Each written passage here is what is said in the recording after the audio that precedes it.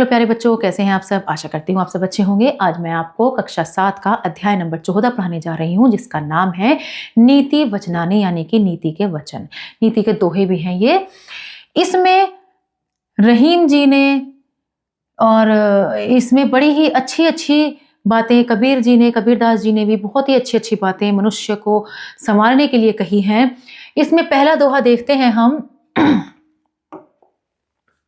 रहीमन देखी बड़ेन को, लघु ने दीजिए डारी, जहां काम आवे सुई, कहा करे तलवारी। रहीमन का मतलब रहीम, देखी मतलब देखिए, बड़ेन मतलब बड़े, बड़ा, लघु मतलब छोटा, न मतलब नहीं, और दीजिए डारी मतलब अपमानित, जहां मतलब काम आवे, आवे मतलब आना, सुई मतलब सुई, कहा मतलब क्या, कराए मतलब करेगा, तलवारी मतलब तलवार। तो अब इसका दोहा हम समझते हैं। रहीमन देखी बड़ेन को, लघु ने दीजिए डारी। रहीम कहते हैं कि अगर तुम किसी बड़े और प्रशंसा वाले, किसी सम्मानित आदमी को अगर तुम देख रहे हो, कोई अगर सुयोग्य आदमी को तुम किसी को देख रहे हो, तो इसका मतलब ये नहीं कि तुम छोटे आदमी को अपमानित कर दो, क्योंकि जो काम बड़े का है वो बड़े करते हैं, जो काम छोटे का है वो छोटे ही करते हैं। सब अपने अपने काम पर सही है। जैसे कि जो काम सुई कर सकती है, कपड़े सीलने का, जो भी काम सुई कर सकती है वो तलवार नहीं कर सकती, और जो काम तलवार कर सकती है वो सुई नहीं कर सकती। इसलिए सभी को अपने अपने पद पर बने रहने दीजिए, किसी को अपमानित मत करिए। जो रहीम उत्तम प्रकृति, का करी सकल कुसंग, चंदन विष व्याप्त नहीं, लिपटे रहत भुजंग भुनजंग। जो रहीम उत्तम प्रकृति मतलब अच्छी प्रकृति का है, अच्छे विनम्र वाला है, अच्छे सज्जनता वाला है। का करी सकल कुसंग, का करी मतलब कोई क्या कर सकता है, बुरी संगति, कुसंग मतलब बुरी संगति। चंदन विष व्याप्त नहीं, व्याप्त मतलब फैलना, लिपटे मतलब लिपटना, रहत भुजंग, भुंजंग मतलब सर्प। रहीमदास जी कहते हैं कि जो अच्छे स्वभाव वाला होता है, जो उत्तम प्रकृति वाला होता है, उस पर बुरों की संगति का प्रभाव नहीं पड़ता है। अच्छी संगति वाले का बुरी संगति पर कोई असर नहीं होता। बुरी संगति को कोई फायदा नहीं कि उसको अच्छी संगति को बुरा बना दे, वो नहीं कर सकता। अगर ऐसा होता तो जो चंदन का जो पेड़ है उस पर हर वक्त सर्प लिपटे रहते हैं, सांप लिपटे रहते हैं, और उन सर्प के विष से क्या चंदन पेड़ में थोड़ी भी कमी आती है? कुछ नहीं होता है।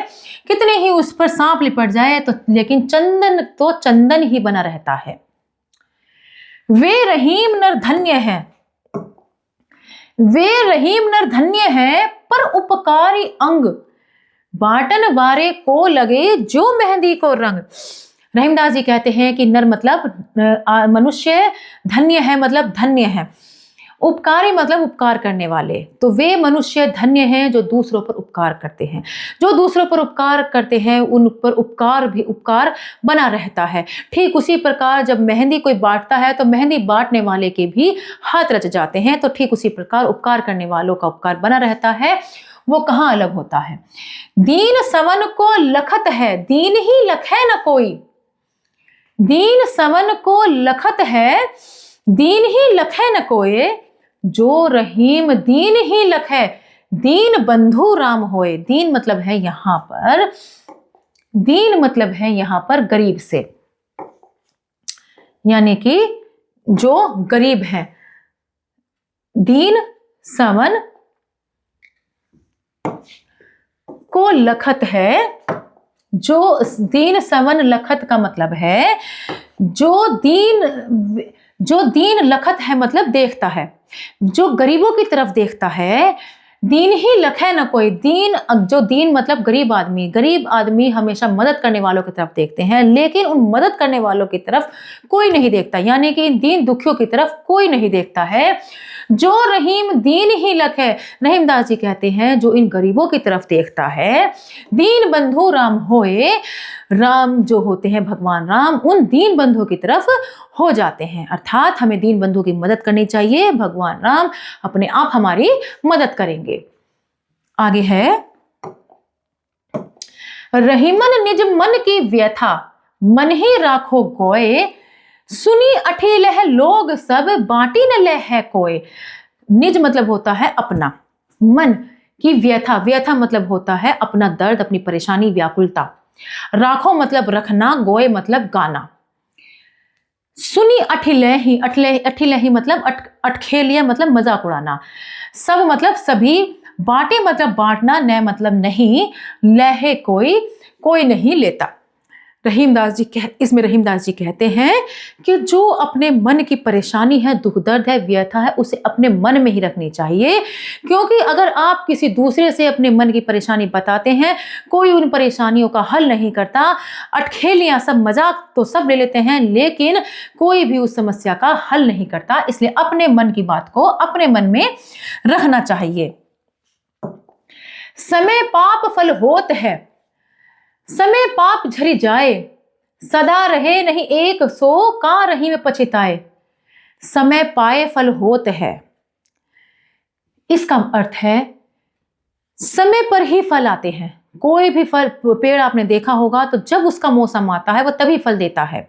यानी कि समय के आने पर ही फल आते हैं और समय के आने पर ही पेड़ से फल, झरी मतलब झड़ और जाए मतलब जाते हैं। यानी कि समय आने पर ही पेड़ से फल झड़ जाते हैं। सदा रहे नहीं एक सो, सदा मतलब हमेशा, हमेशा दिन एक से नहीं रहते हैं। का रहीम पछताए, तुम क्यों पछताते हो? अगर दुख है तो सुख भी आएंगे और अगर सुख है तो दुख भी आएंगे। हमें दुख में दुखी नहीं होना चाहिए और सुख में भी खुश नहीं होना चाहिए। ये तो सुख और दुख बदलते रहते हैं और कब बदल जाए कुछ नहीं पता रहता। इसलिए हमें हमेशा एक सा बना रहना चाहिए, दुखी नहीं होना चाहिए। जो बड़ेन को लघु कहे, नहीं रहीम घटे जहीं।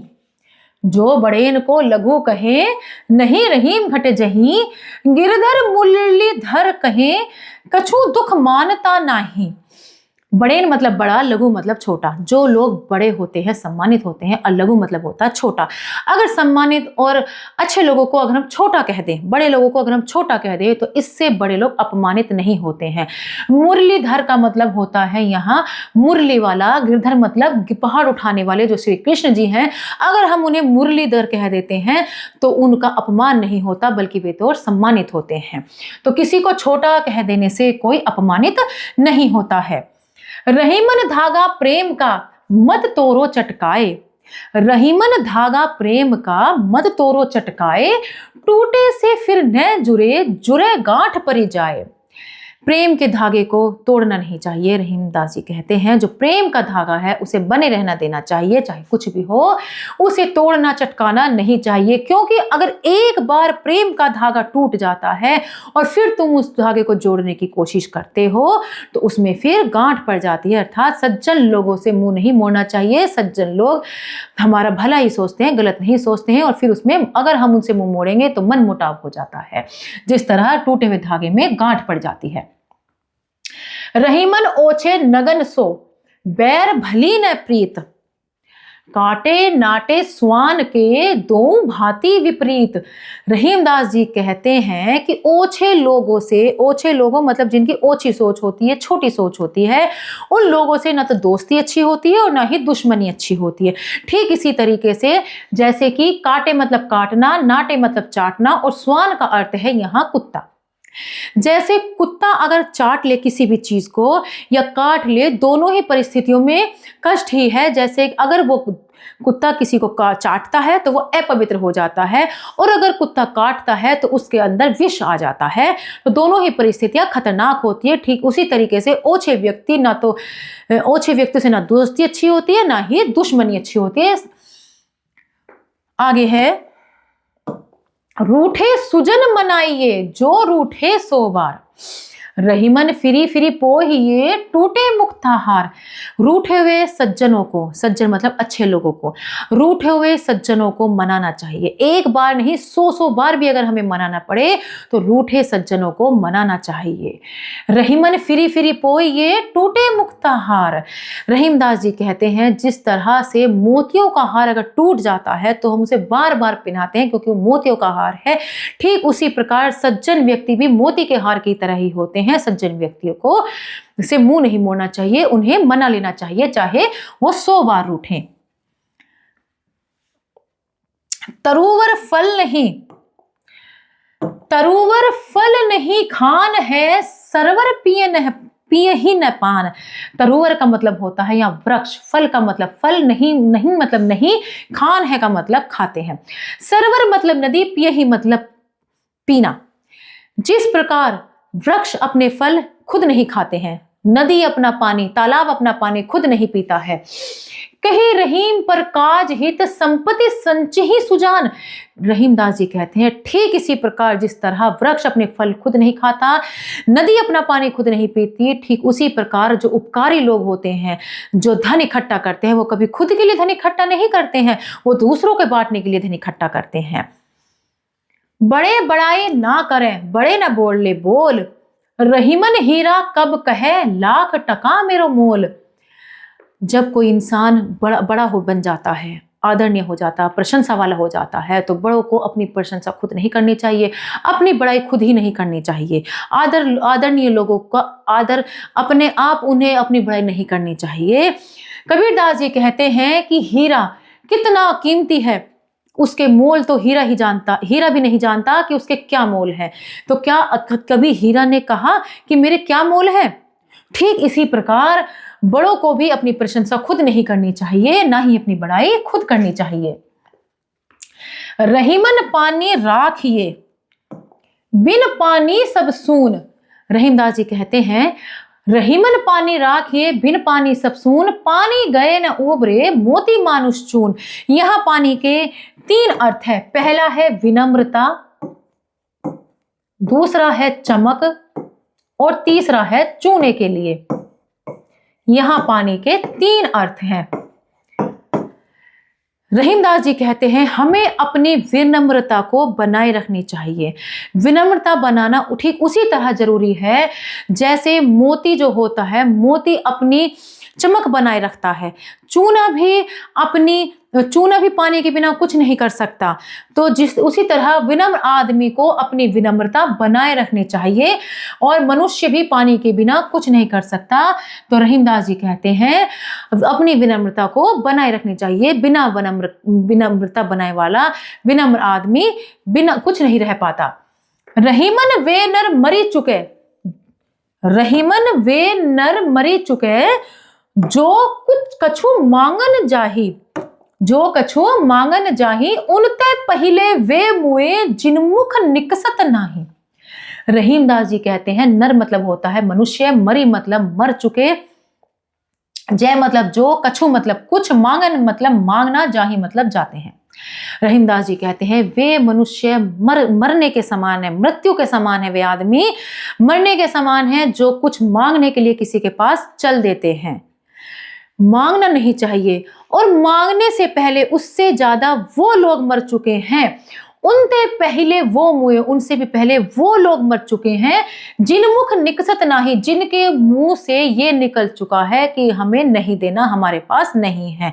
पहले तो वही लोग मर चुके हैं जो मांगने के लिए निकले, लेकिन उससे भी ज्यादा वो लोग मर चुके हैं जिन्होंने मांगने वाले को सुनकर ये कहा कि कुछ नहीं है।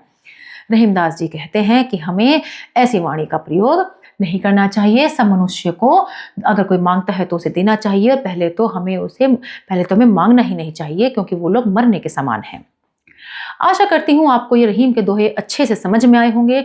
मिलते हैं अगली कक्षा में। धन्यवाद।